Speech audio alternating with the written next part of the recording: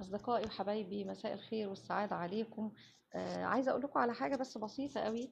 من أهم أسباب المشاكل اللي بتقطع العلاقات ما بين الناس وبعضيها إن إحنا بنسيب الفعل ونبدأ نبص لرد الفعل.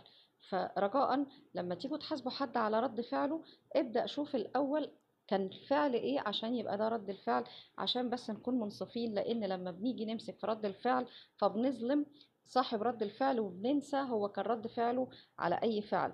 فعشان نكون منصفين والعلاقات ما تتقطعش ما بين الناس وبعضيها، نشوف الفعل ونشوف رد الفعل عشان يبقى في ما بيننا لغة حوار، يبقى في ما بيننا لغة تفاهم. لأن لما بيكون حد بينسى فعله ويبدأ يمسك في رد فعله، فالعلاقات بتتقطع، لأن بيفتقد الحوار وبيفتقد المصداقية، وبيبقى فيه بس سبوت على رد الفعل مش الفعل.